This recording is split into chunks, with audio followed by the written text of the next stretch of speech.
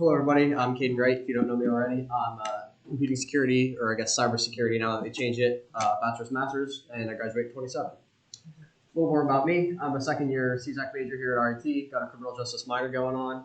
I'm from the rural town of Roaring Spring, Pennsylvania. We got lots of cows, lots of tractors, lots of fields. When I'm not doing security or going to class, I enjoy playing volleyball, playing the drums, bass, and keep myself in shape.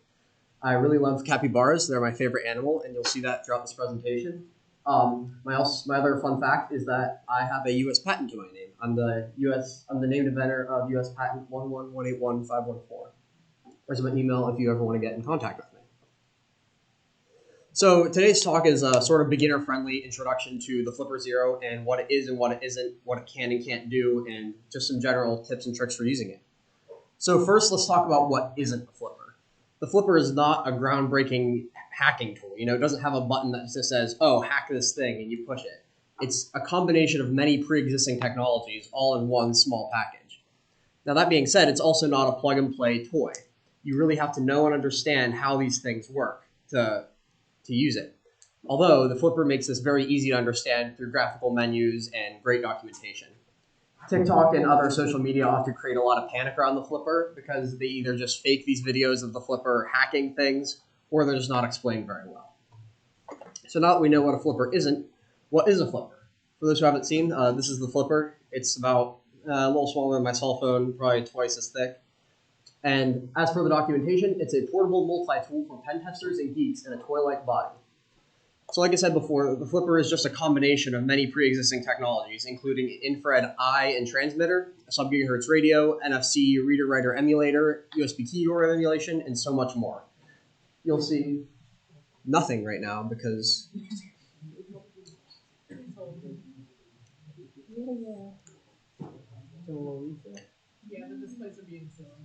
but there's many things that the Flipper can do aside from what I just listed. The Flipper has many capabilities in terms of, like I said, bad USB, hid keyboard emulation, infrared. You can also use it as a security key, like a YubiKey sort of thing. Now, it's worth noting that that's implemented in software, not hardware, so you really shouldn't rely on the Flipper to be your primary two-factor key, but you can use it like that. The Flipper does not have Wi-Fi, or it has Wi-Fi not built in, but you can add an extension card to do things such as servers and whatnot. Yeah, so this is a little map of kind of all the different capabilities of the Flipper. So for my first demo, I'd like to demonstrate the IR cloning capabilities of the Flipper. So for those who aren't aware, IR remotes use infrared light, which is invisible to the human eye. Here's the electromagnetic spectrum, and as you can see, there's purple way down here at 400 and red up here at 700. So if you have light that's beyond 700 nanometers, you can't really see it with your eyes. Now, a fun trick is that your phone camera can see this. If you ever need to check if the batteries on your TV or motor good, just point it at your phone camera. So the Flipper has both a receiver and a transmitter built in. So with this, we can record the signal that's being played by our remote, store it in memory, and then play it again. So with this, we can essentially clone a remote. So in front of me, I have this little light that Philip has graciously donated to me for this presentation. And I have a remote, so you can turn it on, turn it off, make it red, green, blue. But let's say I want to clone this remote using my Flipper. I'll pull up QFlipper so you can see what I'm doing. So on the Flipper, I'll go to, there we go. I go to infrared and then learn new remote. So now as you can see, we're waiting for a signal. So we'll use the on button. And there, the Flipper's just read that button into its memory. So now we can replay it to the light, and the light turns on. So the light has no idea that it's not being controlled by its original remote, since we're sending the same code that the remote sends from the Flipper. So the applications for this functionality of the Flipper are relatively limited. Mainly, you can just use it for turning down loud restaurant TVs, turning off advertisement TVs. If you, for some reason, don't have access to a TV that you have permission to and need to turn off, you could do it with the Flipper. It's also worth noting that the Flipper has a universal remote database built in. So it's a big collection of all the manufacturers and the general codes they use. So if you use the universal remote function, you can turn on or off or up or down pretty much any TV that's out there. It's pretty cool. For the next demonstration, I'll be demonstrating the NFC capabilities of the Flipper. So again, for those uninitiated, NFC and RFID is what powers your contactless payment, your hotel keys, your Disney Magic Band, and so much more. So you have a tag, usually in the form of a little card here, and inside this tag is a coil of wire with a small microchip. So whenever you bring this in contact with a reader, the reader is sending out an electromagnetic field that provides just enough power to the tag wirelessly to send back a little bit of data. And the flipper can read and emulate NFC RFID tags. It'll read them, store the data in memory, and then, again, replay it. So for this demonstration, I have a little... I have a little demonstration app I made.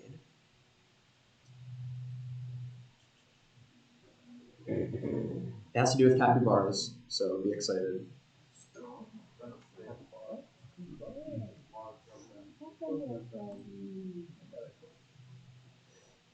Maybe we'll forget that for a second.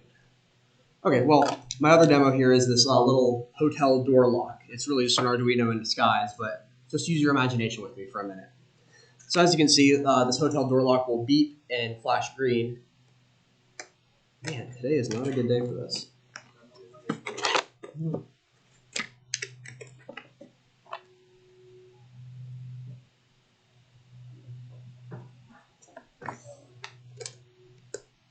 Not a good day for that either. Wow.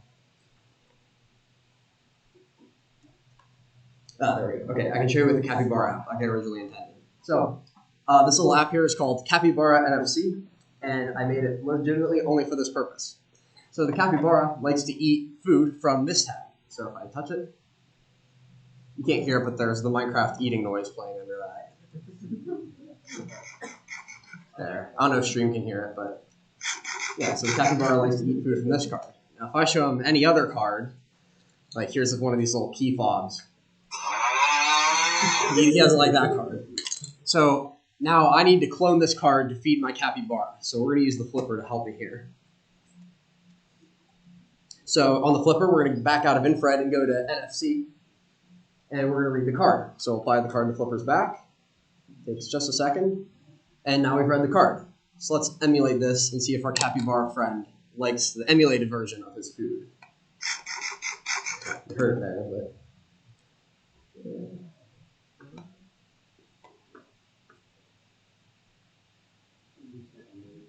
Does that really begin?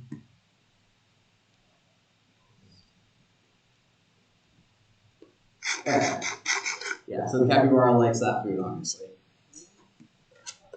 So this technology obviously sounds pretty scary. You know, if I can just clone anyone's hotel card, what's stopping me from just walking up to a hotel and just, opening every door in the hotel? Well, it's our good old friend encryption to the rescue. So in most modern secure RFID systems, what happens is a private key is stored on the card. Whenever you tap your card to say, pay for your McDonald's or to check into your hotel, the reader sends a transaction or some data to the card. The card then signs that data with its private key and returns it to the reader. In this method, the private key is never exposed, and you can be guaranteed that the card with the private key is the only one that can open the door or pay for your payment. So in this way, you can't clone bank cards. The applications for this technology, though, are limitless. When unsecured, the flipper can do a lot to access fob, magic bands, and any other NFC RFID applications you might find in your day-to-day life. My third demonstration relates to bad USB or HID emulation, whatever you want to call it. So I want you to imagine a scenario in which I'm your coworker. I'm a couple cubicles down, and I want to steal some sensitive data off of your computer.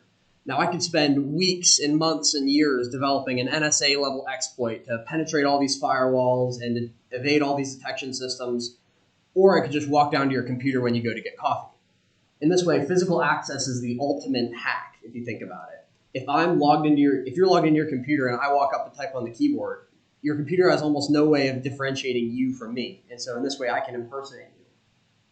Now, the only problem with that scenario is that I might not have a lot of time from when you get your coffee to get back to do a lot of damage or steal a lot of files.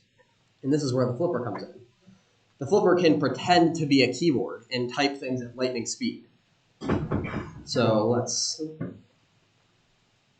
see a demo real quick. I have to disconnect from QFlipper.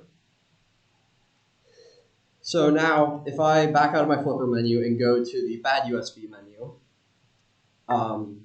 I'm now in a menu of a bunch of scripts. You can write this in what's called Ducky script. It was originally developed for USB rubber duckies, as I'm sure some in the rubber ducky interest group might be aware. Or not interest group, it's called the mentorship group, yeah. Very cool. But you can write it in the same code you would for a rubber ducky than you would the flipper. And so I'll just launch a basic demo here. You can hear my computer recognizing, it thinks I just plugged in a keyboard, when in reality it's just the flipper. So let's press run and see what it does. Oh, I got Notepad coming up, and let's see how fast I can type. Yeah, so that's the entire lyrics of Smash Mouth All-Star in, what, 10, 15 seconds? I haven't actually timed it. But yeah, so really you can do a lot of keystrokes and a lot of things with just typing. So let's think of something more malicious. Anything you can do from your keyboard, I can do with the flipper. So let's say I want to grab all of your browsing history. Well, I've written a script for that. And we're going to run it now. So we've got a PowerShell window pop up, but then that's it. Your computer looks pretty much normal. Now, if we go to File Explorer, I have a USB drive here on the side, and it's named temp. And so the PowerShell script will find this temp drive and insert a new file. And you can now see all of your browsing history. There's also several other scripts on my GitHub you can test out with I have one that will steal Wi-Fi passwords. I have one that will take screenshots. You can also use it for pranks, like if you just want to rickroll your friend, or if you want to make their computer say hello once every 5 minutes randomly. That's another very fun use for bad USB attacks. It's also worth noting that these attacks can come in very many forms, and that aren't just from flippers. They can come in suspicious USB sticks or even little cables that look just like an iPhone charger. So moral of the story is be cautious of what you're plugging into your computer, and if unsure, plug it into a computer with no connection or one you don't care about. It's also very easy to defeat these kinds of attacks. Just lock your computer when you walk away. If you're on Windows, press Windows key L, and if you're on Mac, press Control Command Q to lock your computer. For my final demo, I'd like to demonstrate probably the most advertised and most well-known feature of the flipper, and that's the SubGHz Radio. So to preface this, different radio frequencies are used for different purposes. So this is a little spectrum of most radio waves, and as you can see, a lower frequency wave would travel further but can't carry as much information. So we would use this like it shows here on a boat or something where we need a lot of range but not a lot of data. On the other hand, we use high frequencies for a lot of data over a short range in general. So the flipper can read and emulate anything in this little box from about 300 megahertz up to about a gigahertz.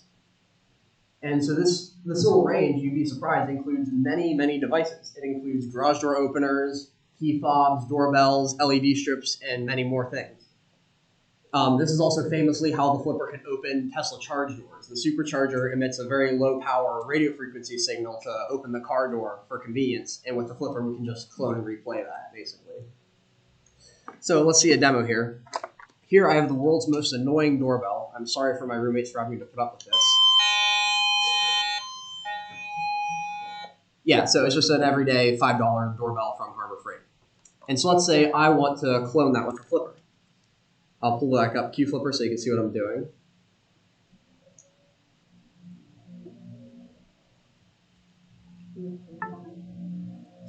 There we go. So on the flipper, I can go to SubGHz.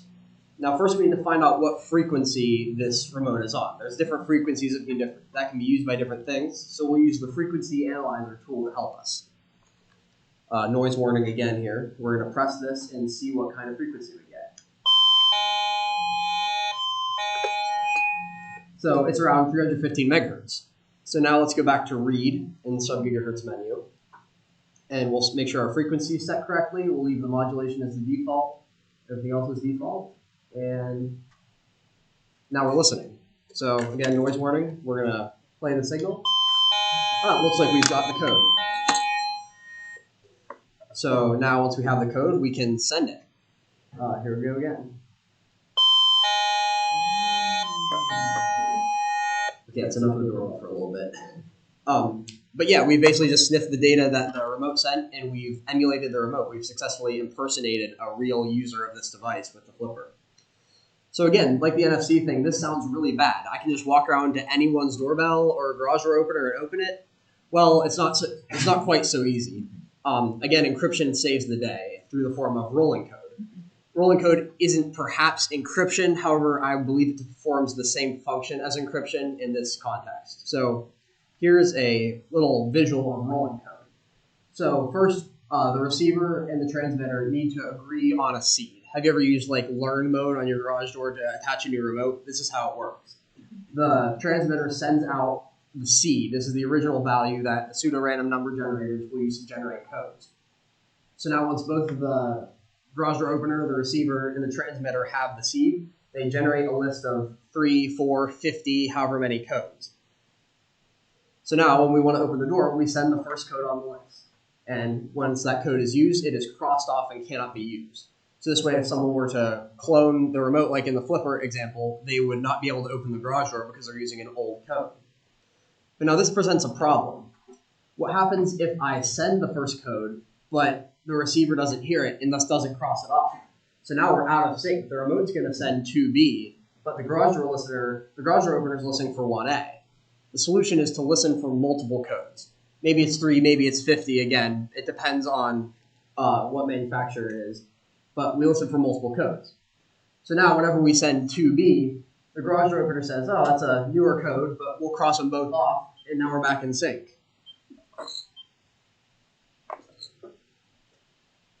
So rolling code, while very good, is not perfect. Obviously, if you receive that original seed and you know the pseudo-random algorithm to generate the keys, you can just generate the keys like any normal remote would. This is also open to a denial of service attack. Think about if you would spam the button more than the amount of keys that are being listened for, you would be too far out of sync to ever get back in sync without learn mode. Other vulnerabilities can vary by implementation. A lot of manufacturers can just screw up implementing what is usually a pretty good security feature. A lot of times what I've heard of is if you collect 2 codes and then replay the first one, you've now obtained the second key in the list. So think about if I want to unlock my car and I send a code, but you are jamming the signal or somehow prevent that code from getting to my car, but then you receive the second code and send the first code, I'm now 1 code ahead of your remote, and so I can open your car once with my new code. Other than that, bad crypto algorithms, what if they printed the key on the motherboard of whatever device you're using? Manufacturers can screw this up in a surprisingly large amount of ways. If you want to learn more about rolling code, this QR code or that link that's kind of obscured, bit.ly/rolling code, will take you to a really cool website with a more visual demonstration of rolling code. To finish up my talk, I'd like to talk a little bit about ethics, because that's very important when we're dealing with tools in cybersecurity. So should the flipper be banned? Why or why not? After all, it just facilitates me breaking into your garage door and cloning your access cards, right? Well, remember that the flipper is just a collection of pre-existing tools. The NFC cloning, the radio replay, the IRI already existed before the flipper. The flipper just packages this into a small, easy-to-use package. And oftentimes these tools are used for good. Think about if you're on sort of a red team engagement, you're always trying to penetrate a system, but you're always going to tell whoever system that is, hey, you're vulnerable to this sort of flaw. And so through this, having tools like this makes red team more accessible to people. It's also used for research and education. Like right now, I'm educating all of you guys and hopefully the general public on how to avoid these vulnerabilities and what to stay away from. And also, not all of Flipper's tools are for security. Real quick, I'd like to show you the Flipper running everyone's favorite game, Doom. The Flipper does indeed run Doom.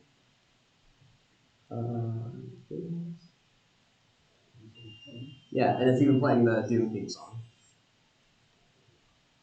So the Flipper isn't all just business and cybersecurity. It has a bunch of fun applications. It's also, like it says in the documentation, it's a multi-tool. It really has things other than just malicious things in it. And I'd like you to remember that ultimately it comes down to who is using the Flipper, not what's in the Flipper. That's all I have for today. Are there any questions before I sign off here? Yes? You mentioned briefly the modulation for sub-beginners. Is there any reason why you took the default for other ones? I just let it the default, and that happens to be what this is on. If you were to read the signal and then play it and it wouldn't work, that's when I would suspect your modulation is wrong. Or if you can't read the signal in the first place, I'd probably try some different modulations. I'm sure there's more information on Google / the documentation about picking your modulation. Yes?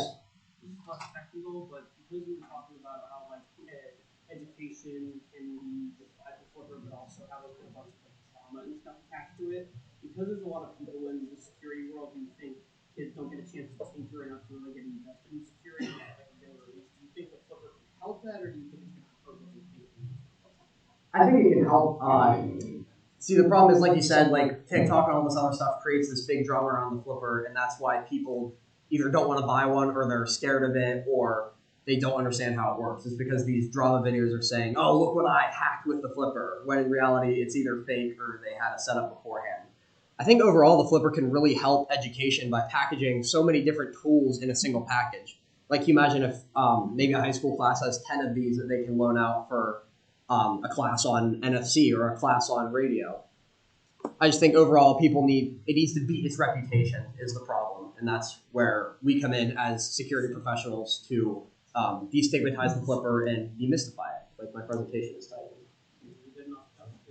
Yeah, of course. Yes, in the back. How much does it cost? I'm not sure. Let's look.